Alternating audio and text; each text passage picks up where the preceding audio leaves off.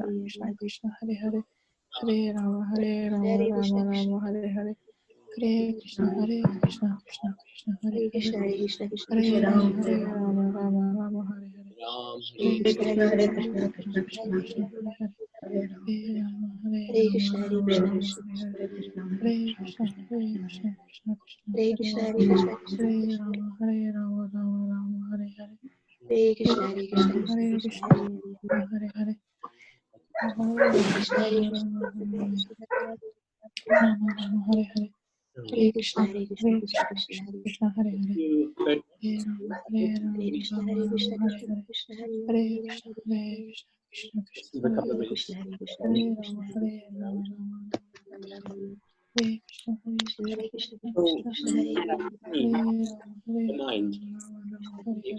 in the Krishna chanting, Krishna, Hare Hare, that's Hare Rama, really good. Hare I must say, Rama, it Rama, was one of my better rounds, especially when I knew I was under observation. So it's perhaps not the typical situation that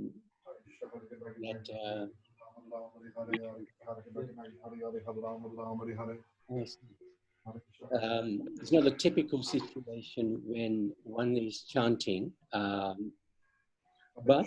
this was it gives us a good idea. Is one's focus is on the chanting. So before we ask the devotees how they felt that experience, Madhusudan Prabhu, would you like to say anything? Oh, Haribol, Hare Krishna.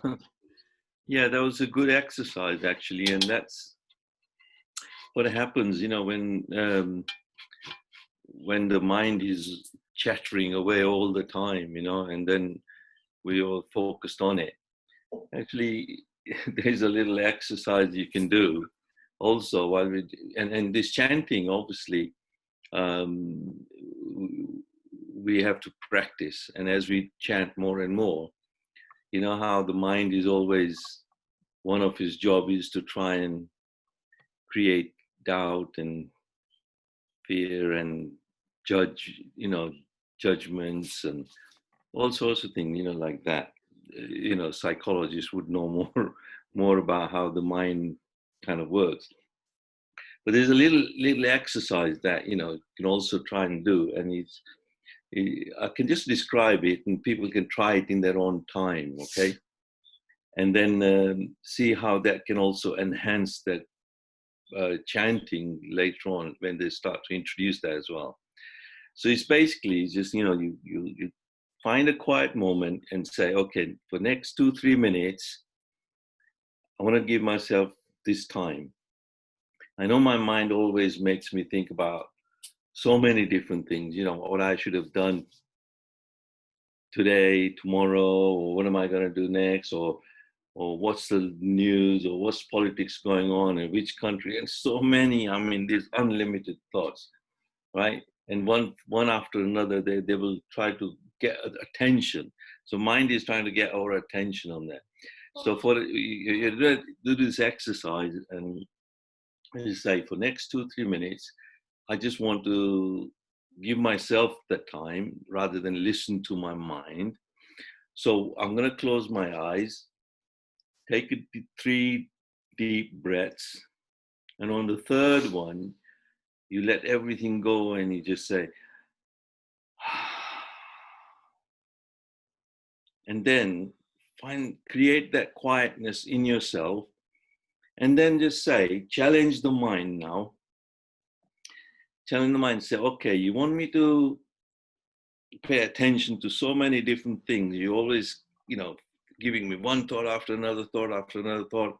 If it's not the thought, then it's pictorial kind of things and faces and all sorts of things. This is how you will start to observe your own mind, okay? Try and do this at some point in your life at one time, and you will see. And you will see, okay, just challenge the mind and say, okay, throw all those thoughts. I'm creating this space in front of me now. And in my mind, just give me all the thoughts. Let's just deal with them now. Okay? Just let's deal with them. Just bring them on. Come on. Challenge you now. And then sit back and just see which thought is likely to come first. And it's amazing when you do that you suddenly find, come on, which one wants to come on? And then you can just deal with it today, so you can done with it. And then give yourself that time, observe and observe. And say, okay, none of you want to come on. no thoughts, which is the most important. None of them seem to be that important. They're not coming on. So then I've got this space in front of me now, which is just not there. So let me just bring Krishna in there now. I want to take control now. Forget all the thoughts that you're trying to bring on. I want to bring on my attention to just Krishna. And I want to just focus on this mantra. Let me just try that. And then chant Hare Krishna, Hare Krishna, Krishna Krishna, Hare Hare, Hare Ram, Ram Ram, Hare Hare. And keep doing that, and see how it grows. And you'll be amazed how in that space, none of the thoughts want to come on when you challenge them. But when it's non-challenged and it's like it's under control, then one thought will come, you didn't do this morning. Maybe even while we were chanting now, your mind will say, maybe you should drink some water, you might be thirsty. A thought like that comes on, and I say, well, hang on a minute, I don't want to drink anything now. I'm chanting. My attention is on Krishna. So forget this idea of trying to make me think. I would do better if I didn't chant, just it resists a little bit. So practice that a little bit like that and improve your chanting like that.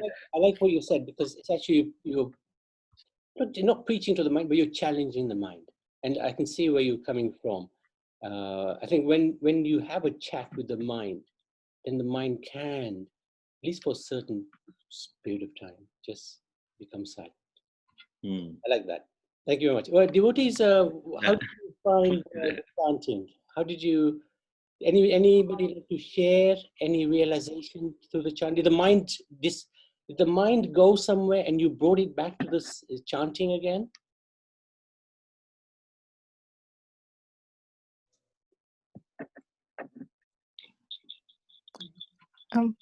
Yes.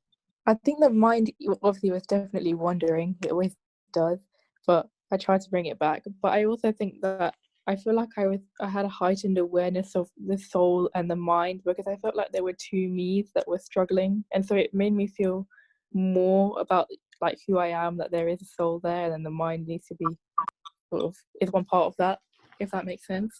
That does make sense. And that's the idea of the chanting, to make us more conscious.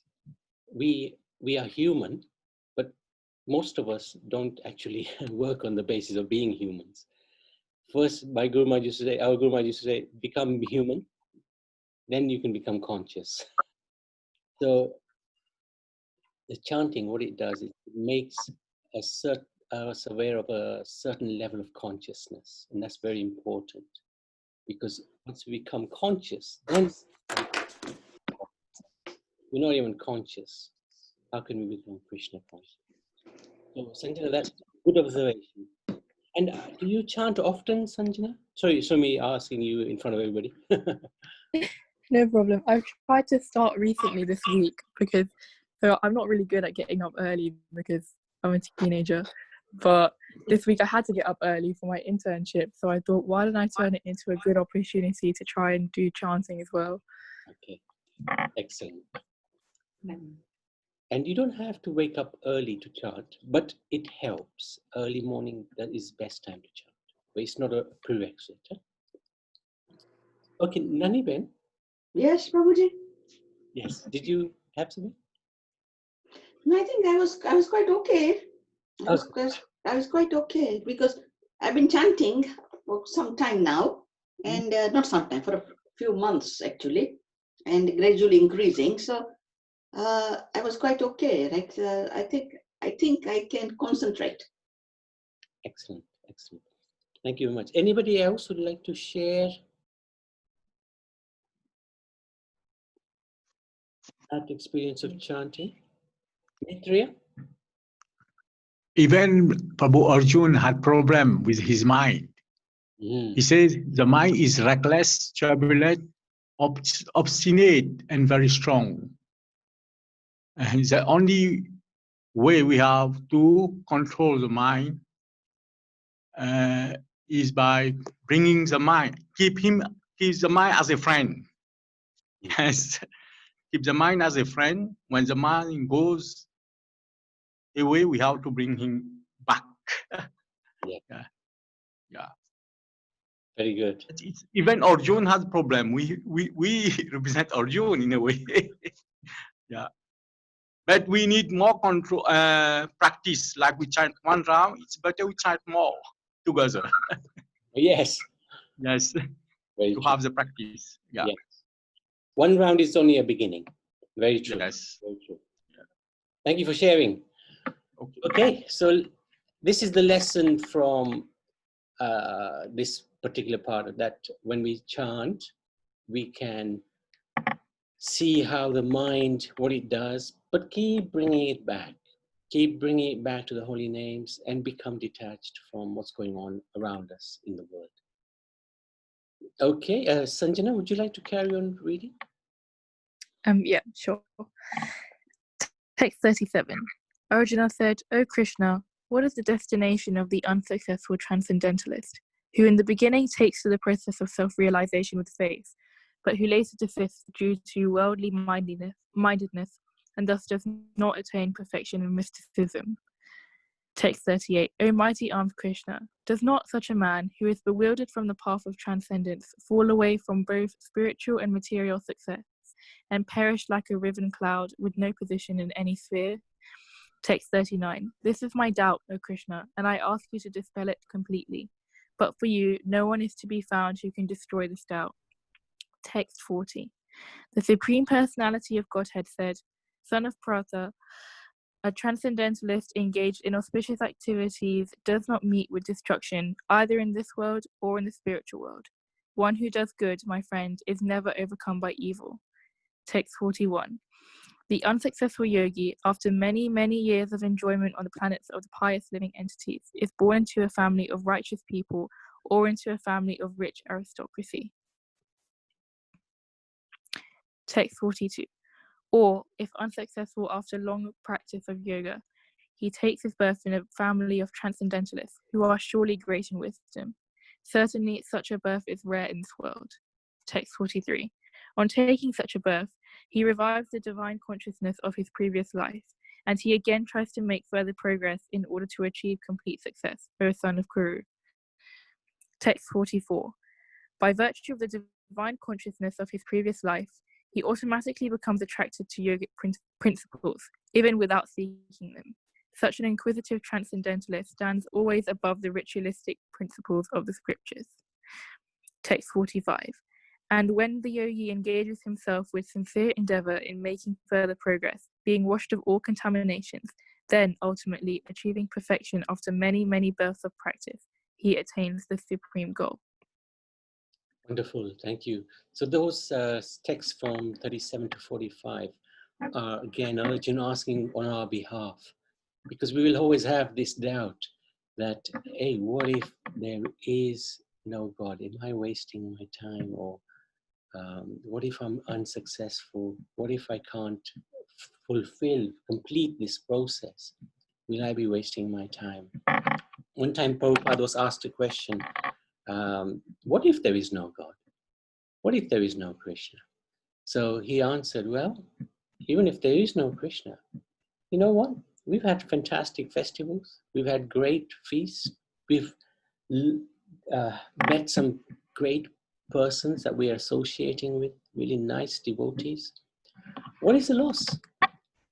And then Prabhupada turned around to the person who asked him the question, and what if there is a God? What will you do? And that got the man thinking, oh, and he bought a book and he became a devotee. So the point is, Arjuna is asking is, what if that person who's doing yoga or entering this Krishna consciousness, what if he fails?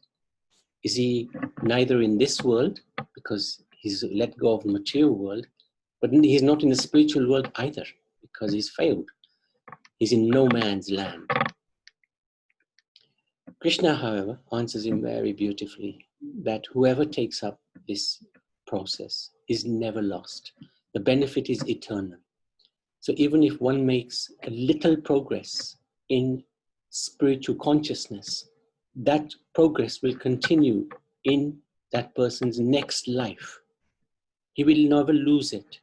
And this is very fortunate for us, that any amount of time that we spend in bhakti will never be lost. Any amount of time that we spend in material consciousness, gathering sense objects, is a complete and utter waste of time. But any time spent gathering spiritual benefit is never ever lost. So, and the lesson we can take from this is, when we take shelter of Krishna and perform bhakti, we should understand that not only is it not lost, but the Lord magnifies our contribution. I think we may have said this before, but there are 5 types of appreciation or consciousness of people. One is that you see somebody and you will never see any good in that person. That's really the worst kind of consciousness. Even if they do good, you just ignore it. You're just looking at the bad. Second is, there's good and bad. You see the bad more than you see the good in that person. The third is good and bad, you see both equally. The fourth is, you see the good and the bad, and you just focus on the good. But Krishna is the 5th. He will not see any bad at all. He will only see good. And the examples are Putana. Putana came to kill him. She offered him her breast milk, which actually was poison. And he accepted it as milk. He didn't even see the bad intention of Putana. He promoted her to the spiritual world. Aghasur, the snake demon, who came disguised as a cave, and all the cowherd boys, they were happily going into this cave. At the very last moment, Aghasur felt within him how happy these cowherd boys are, how happy they are. I wonder what it's like to be so happy. I wonder what it's like to be with Krishna. Just that one moment, Krishna killed him, but Krishna promoted him to the spiritual world for that one thought, one moment. Shishupal insulted Krishna his whole life. Krishna promised his mother that I won't kill him unless he starts insulting devotees. And also the number of insults, 100 insults or something like that. But whenever Shishupal was actually insulting Krishna, Krishna was looking at it from a different angle. He would say something like, you are a Vaish by caste, or a cowherd boy. And Krishna says, yes, you're right. I'm a cowherd boy. I like cows. So whatever insult was coming to Krishna, from Shishupal's point of view, it was an insult. But from Krishna's point of view, it was actually was a compliment. He was taking it as a compliment. So when we do bhakti, of course, those are all the Putna, Aghasur, Shishupal. Generally, they were doing bhakti in a negative consciousness. Kamps is another example. He was always thinking of Krishna, but in a negative way. So even when one is thinking in a negative way, Krishna will not see the good or the bad. He will simply see, he'll only see the good, not the bad. So this is very reassuring for us. It's very comforting to know that Krishna will only look at our good. So we want to reciprocate with that, my dear Lord, you're so kind, you're so generous. Let me serve you. Let me please engage in your service. So this is the lesson that we can learn from this, that whatever we do, not only it is not lost, but it is magnified. Krishna will magnify our contribution. So do as much as we can. Do as much as we can for our wonderful Lord. Okay, so that was the lesson from that. Madhusudan Prabhu?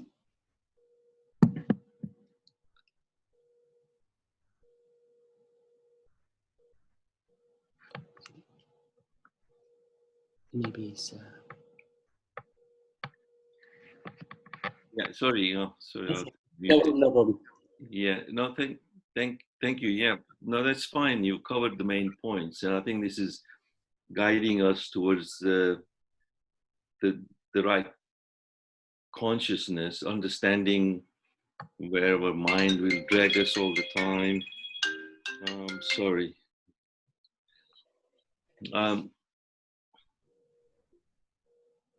You lost it. Yes, sorry about that. Phone call. Yeah, and it will.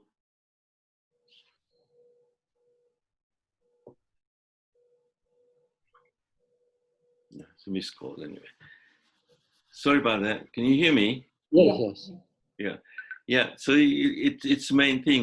We have to start our spiritual activities at some point, but nothing will ever be lost. So that's such a reassurance. That no matter what percentage you do in this life, or then it'll just carry on from there. Yeah. But other activities might end up with a big zero. So whatever we focus on, at least it starts with chanting, hearing what Krishna, and this listening to Bhagavad Gita. That's the start. Yeah. Good. Thank you very much. So devotees, any questions, any doubts, anything that you'd like clarification on here? On this theme, how Krishna is explaining that nothing is lost. That person who fails, he'll be born in a wonderful family. Will he continue with his bhakti? Yes, Prabhuji.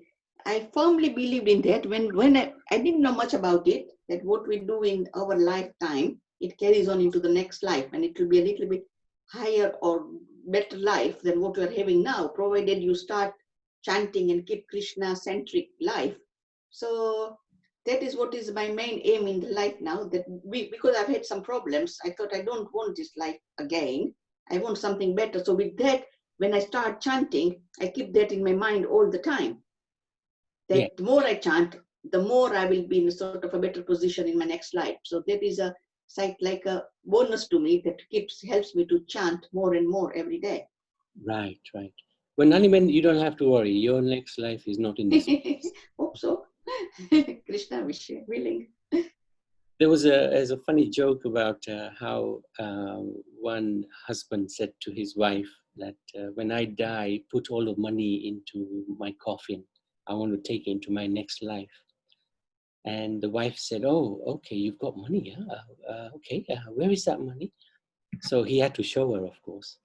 And when he died, she was a very intelligent lady. She fulfilled what he said. She wrote a check out, and she put it in the coffin. And Wow. yeah, Very clever. yeah. So whatever we have, whatever we think we've got in this world, that is our protection, actually will not protect us. There's that beautiful song, bhajan, that we were singing, Bhajaho Re Mana, Shri Nandan Nandan. And in one of those verses, the wonderful singer writes that no matter how many sons we have, or family members we have, no matter how much possessions we have, at the end of the day, only Govinda can help us. So this verse is this theme is very important. And Krishna has given so much reassurance to Arjun on our behalf. And you can see actually now, this is the end of the first bit of the Bhagavad Gita. Bhakti. So Krishna is laying the foundations of bhakti now. Good point. So unless there's any other comments, we can move to the last bit of this chapter. And Sanjana, you might as well finish off. Yeah. Text 46. A yogi is greater than the ascetic, greater than the empiricist, and greater than the fruitive worker. Therefore, O Arjuna, in all circumstances, be a yogi. Text 47. And of all yogis, the one with great faith, who always abides in me, thinks of me within himself, and renders transcendental loving service to me. He is the most intimately united with me in yoga and is the highest of all. That is my opinion. So that's the end of Bhagavad Gita chapter 6, Bhagavad Gita Ki Jai, Abhyas Yoga. So 2 verses, really nice verses by Krishna to end off this 1/3 of the chapter of Bhagavad Gita. And after he's given Arjun the lowdown on Ashtanga Yoga and Dhyana Yoga, he concludes with text number 47, Yogi Mam Api Sarvasam. He says basically that of all the yogis, the one who has great faith in me thinks of me within himself, rendering transcendental service to me. Well, that is all Bhakti Yoga. Bhakti Yoga is the best of all yogas. So what we have got is a yoga ladder. Let's just go through this yoga ladder. Right at the bottom is animalistic life. So most human beings don't do much more than eating, sleeping, mating, and defending.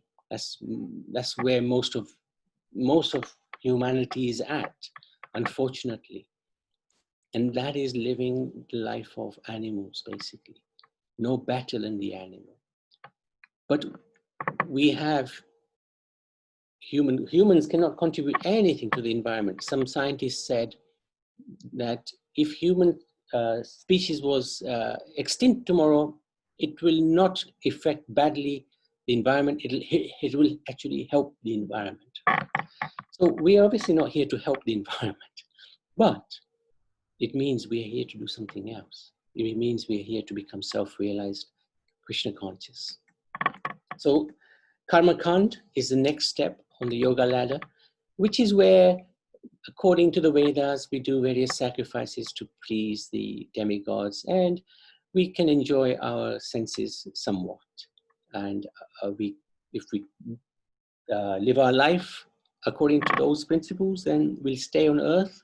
Perhaps we might get promoted to the heavenly planets now and then. But ultimately, we continue to living on earth as human beings usually. The next step up, because this is yoga ladder, is karma yoga. And karma yoga is where you work, but you're not attached to the fruits of labor. And there are different categories of karma yoga. Nishkam karma yoga is the higher category, and the other one is sakam karma yoga, where you're still attached to the fruits, but not as much as you were when you were at the karma kand level. And the destination will be Swarg, the planet, the heavenly planets, yeah, or the planets of the Prajapatis, and you'll enjoy for thousands of years, but the problem is you come back here again. Because simply renouncing the fruits of yoga is not going to take us to the spiritual world. The next step up is Jnana Yoga, where you gain a lot of knowledge, and you gain knowledge about matter, about spirit, you distinguish between the two. And Jnanis generally end up thinking that this world is temporary. No, so this world is an illusion. And they become Brahman consciousness, i.e. they effectively want to merge with the Lord. And they merge with the light that is emanating from the Lord. The next step up, yeah, they go to the Brahmajyoti. Next step up is Dhyana Yoga, Ashtanga Yoga, which Krishna just explained in the Bhagavad Gita, where the yogi is performing great austerities in meditation, perhaps focused on the Paramatma. So the highest level that the yogi will reach is the Paramatma level. And then finally we come to Bhakti Yoga. And Bhakti Yoga is exactly what Krishna explained in the 47th verse of the 6th chapter. And Krishna himself says, he is the highest yogi. So Bhakti Yoga is basically where you're focused on the Supreme Personality of Godhead. Lord Krishna, Lord Ramachandra, Lord Vishnu. And that will give the highest gain, which is transfer to the spiritual world if we are focused on Bhakti Yoga. So we may be at the animalistic life or Kamakan life, wherever we are. In Kali Yuga, we have a direct process. Wherever we are, we can go to Bhakti Yoga immediately without having to go through all these different stages. In Kali Yuga, Krishna came as Chaitanya Mahaprabhu to, yeah, it's the elevator. It's not a staircase, but it's an elevator.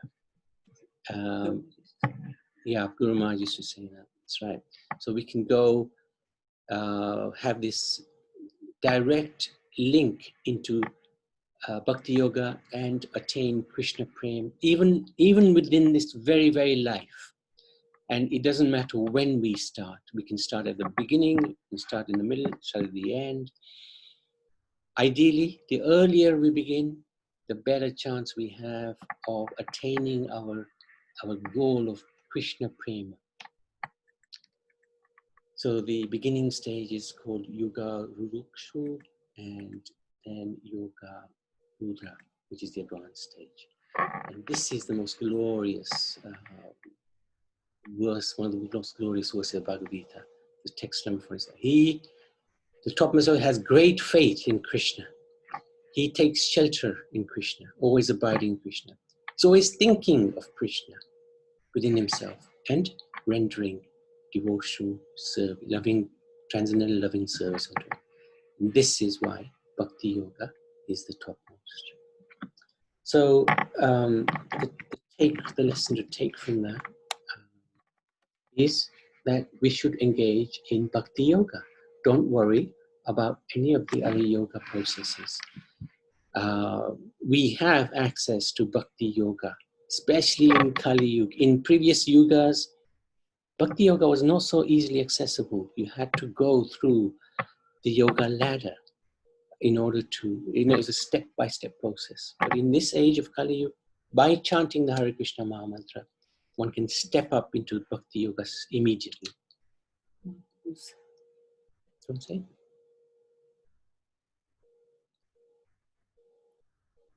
Okay. So, Madhusudan Babu, anything you'd like to share? It's, yeah, very nicely covered there, with the emphasis on Bhakti Yoga. And also, at times it is seen like, Bhakti yogis are kind of seen to be like, are you becoming too sentimentalist or too emotionally tangled up in all that? And then it's a bit like when we understand the pastimes of Uddhav, when Krishna sends him, Krishna is in Mathura and Uddhav goes, Krishna keeps crying, and lamenting and missing all the devotees of Vrindavan. And then Uddhav is asking, why, Krishna, you keep getting so emotional like that and everything.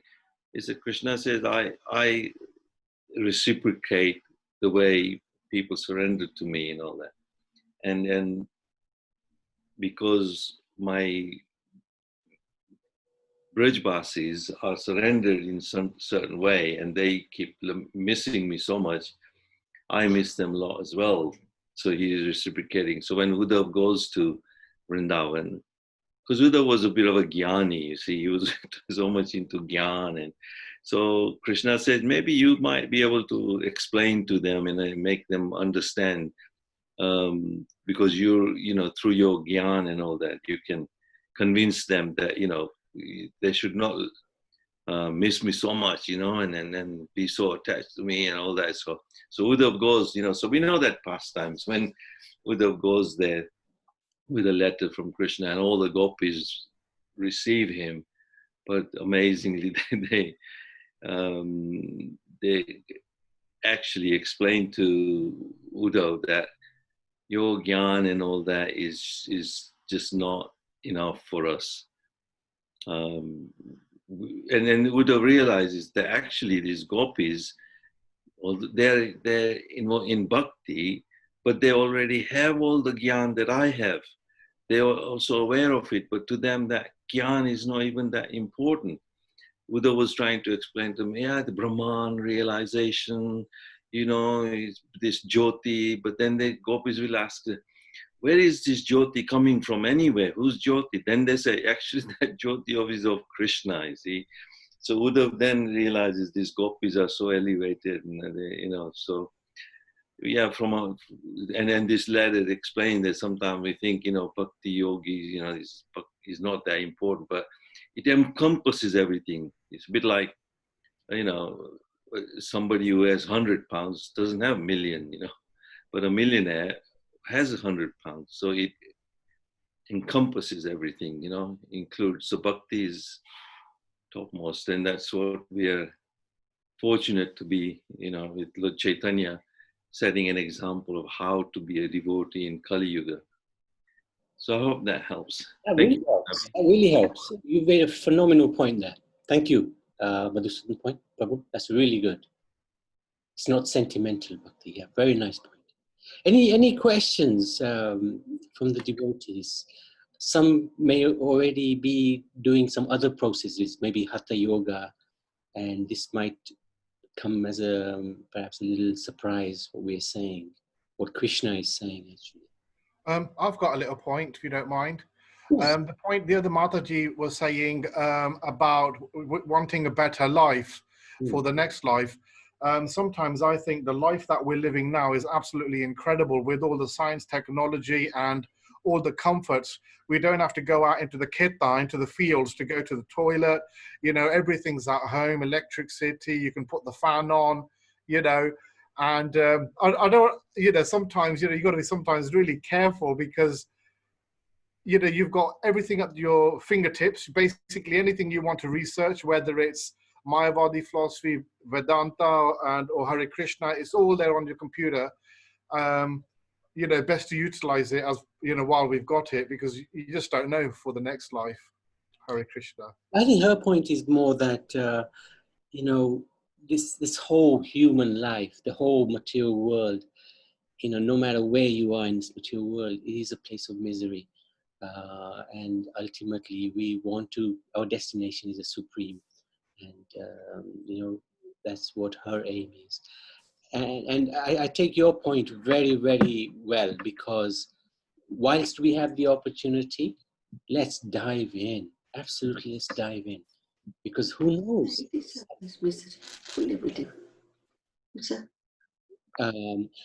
the point you made about the toilet within easy reach, actually, I know in our sort of limited vision, we feel that, you know, a house where we live has an attached bathroom to it is a sign of advancement. But actually, you know, the further the toilet is away from the house in the Vedic civilization, the more advanced you were.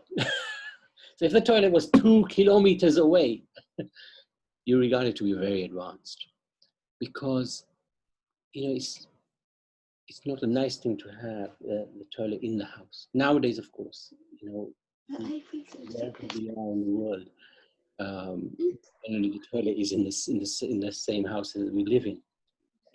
We're all used to attach bathrooms to our own bedrooms, but actually it's a sign of heavy sign of Kali Yuga.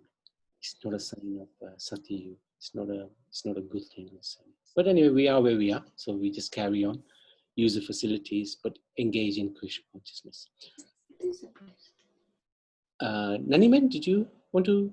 Yes, I was saying, I believe that because of what's been happening, this life, it is a misery. It is a place of misery, fourfold misery that we all have to go through.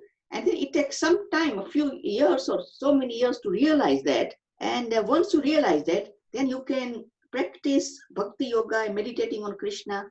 And so that is usually perhaps as a blessing that even at the late stage, you have realized that this is a place of misery and you want to get away from it. So that is what I'm trying to tell you, that this is away from this misery life. Because every happiness, everything you get is all transient. An iPhone, a new car, a new clothes, it is all transient. And you still want to get more and more. unless you control it. That's right.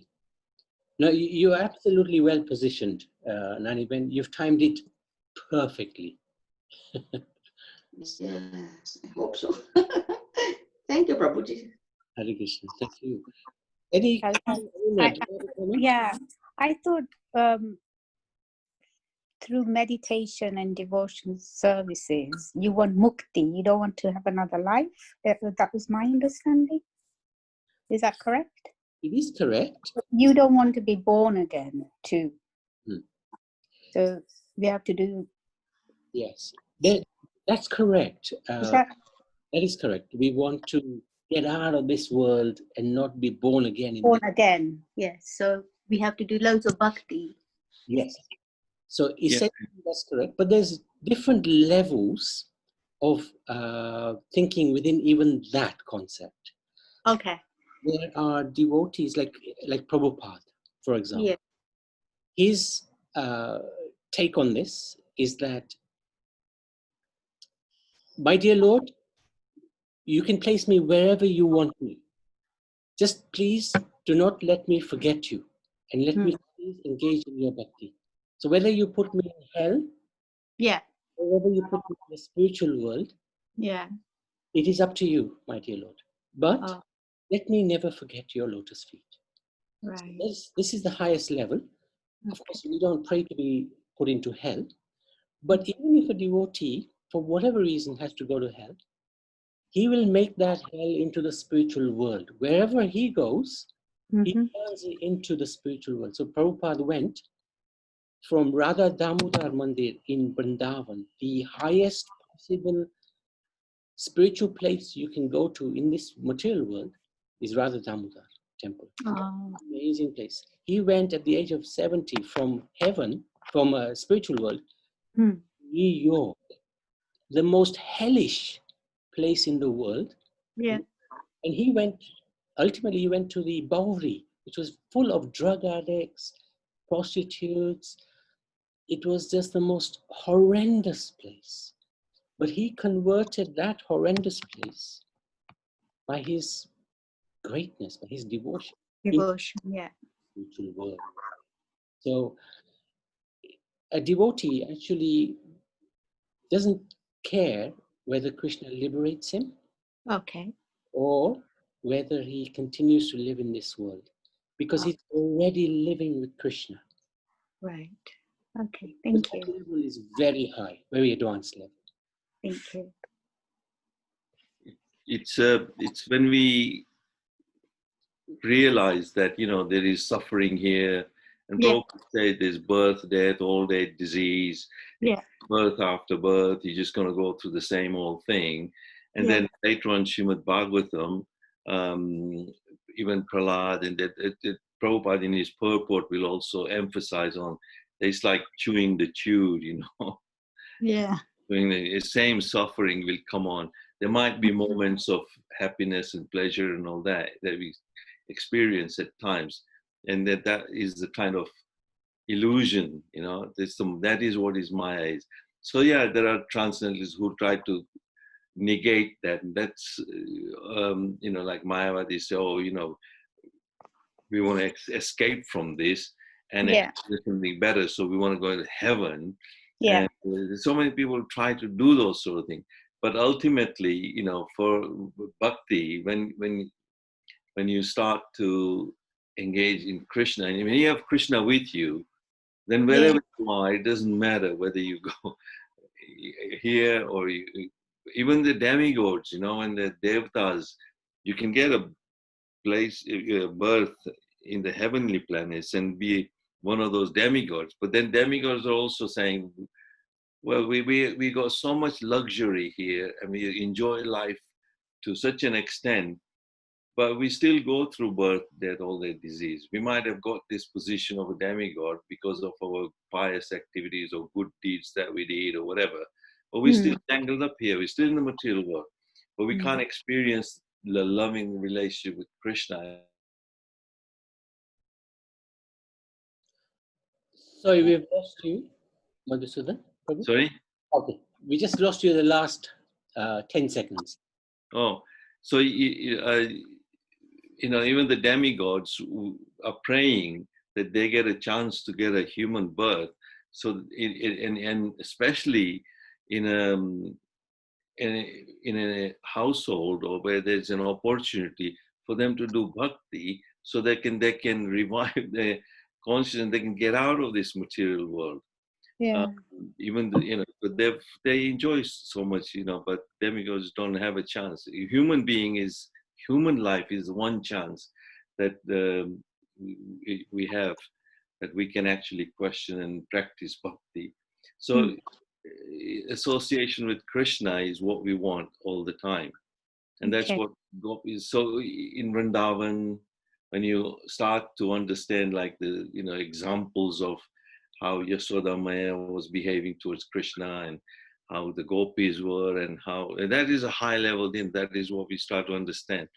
Even Prabhupada also, Prabhupada, you know, is secretly when he was going to America and he was on the Jaladuta steamship, he had a heart attack. And then he writes a nice poem, you know, and if we read that poem and get a chance to understand what Prabhupada writes in the poem, Yeah. he reveals that all he wants is be in association with Krishna. And he's saying, oh, Krishna, when will I sit with you and enjoy and exchange those laddus and all that sort of thing, you know, and reciprocate with you like that. So he prays to Krishna like that, you know.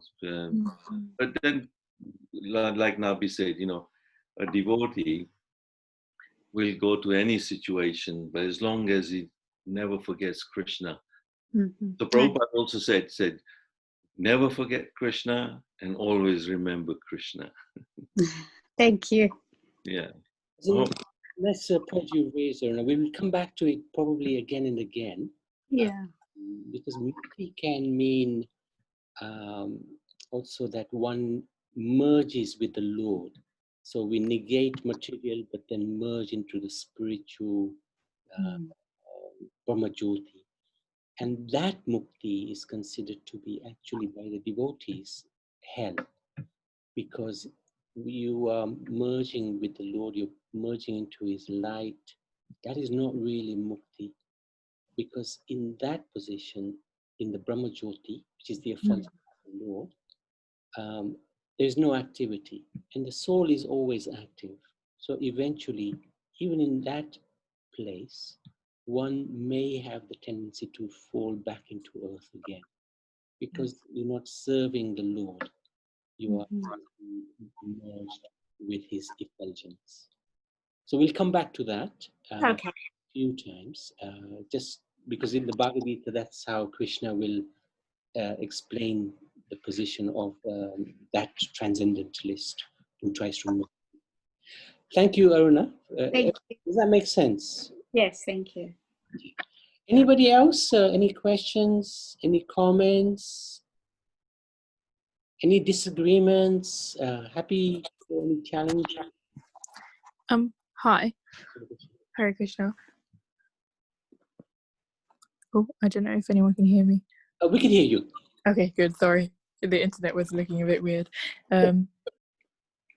So Arjun asks about what happens to the unsuccessful yogi, and Krishna says, oh, he'll be born either in like a very spiritual family or pious family or aristocratic family, and likelihood is that he'll continue to accumulate that spiritual sort of bank balance. But what happens if, for example, you don't do that? You've still got, like, you still have that spiritual work which is eternal, but perhaps you get carried away if you're in an aristocratic family. What happens in your next life? Do you still have that sort of goodness from the yogi and spiritual life of your life two lives ago, or where do you go next? I see. So if, for example, you've done bhakti, you haven't finished your process, you're born into an aristocratic family, but in that family, you become a little bit engrossed by the luxury around you. Is that what you're saying? And then Yeah, that's what I'm saying. lose your track, and then what happens to your next life? That's what you're saying, isn't it? Yeah, that's correct. So what will happen is whatever you've done, that will not be lost. It may be covered in the life that you have as an aristocrat, where you've got some bad association and suddenly you are entangled in enjoying yourself. But because you've done that bhakti the life before, you will not lose that. So in your next life, you will get another opportunity. So I can give you one example from the scriptures of this. There was a king called Bharat Maharaj who renounced his kingdom and he gave it to his sons. He went to the forest and he started practicing Ashtanga Yoga, and then he proceeded on to Bhakti Yoga, and he came to a very high level of God consciousness called the Bhav stage, very high level. Only one step higher than that is Prema, Krishna Prema, nothing higher than that. But at that stage, he saw a deer drowning in the river, and he rescued the deer. He rescued the child of the deer. The deer died. So the child of the deer was rescued, and he started caring for that child of the deer. Doe, I think they call it. But foe.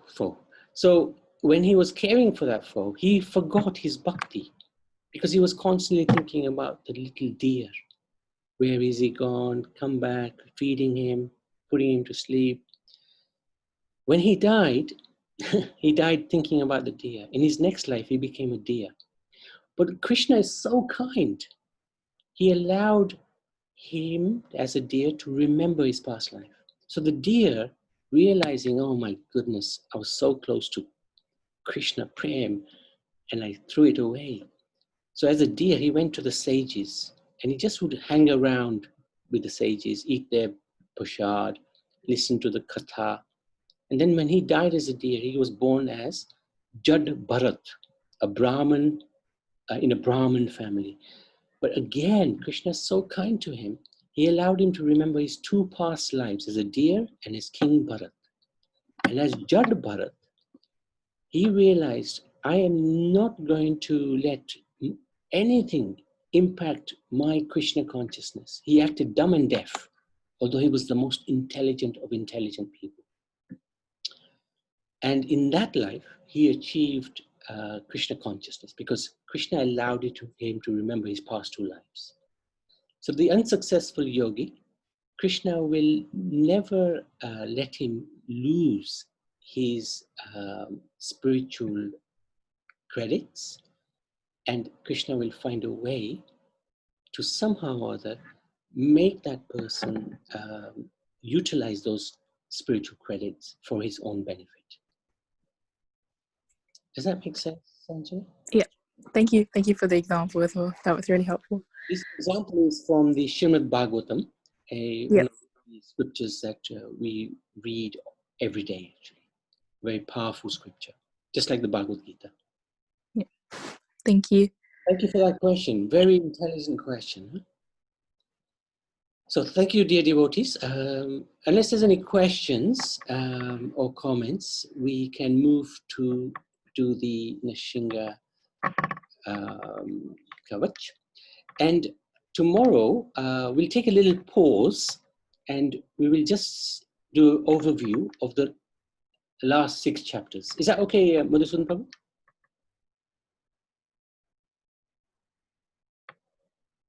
Yes, if that's what you want, then What do you think? we do. We do an overview of the 6 chapters. Yeah, if that's like an overview, it's like we're 1/3 of the way, isn't it? Yeah. The 18 chapters. Yeah, I think it's good to have a pause, because we're at a convenient place now. And So what we can do is tomorrow, then you have a break, and then so far, if the devotees have any questions or any comments, and make it like an interactive, what realizations have they got so far, and maybe like a little quiz, something like that. Maybe also review the lessons, perhaps, that we can gain from what we've done. So it's not just an intellectual exercise, but actually something that we want to put into our lives, isn't it? Yeah, it would give a chance for those who are listening in and reading, and to share their realizations or what they've learned or what their doubts or anything. Yeah, and if you can kick it off with maybe a brief overview of 6 chapters. The first 6 chapters. Yeah, it can be pretty brief, and then we can questions. Another good thing would be if you ask us the questions and we give the answers, because whenever you've done that in the past, it's put me on our toes, and you kind of remember double. Because if you, like, for example, you say, what are the qualities of the soul, and the symptoms, you immediately get alert. Otherwise, when you kind of read something or hear something, you don't quite digest it as full. That's a good point, Pitamba. Yeah, that's a good point. Yes, Madhusudan Prabhu did suggest a quiz, so that sort of goes on that lines. Yeah. Okay. We can try something like that. Nice one. Thank you for that, Pitamba and Madhusudan Prabhu. So, Kamaksh, Karuna Bandar, shall we recite the? Hare Krishna. Thank you very much. Shri Lakshmi Narasimha Deva ki jai. Pranam Maharaj ki.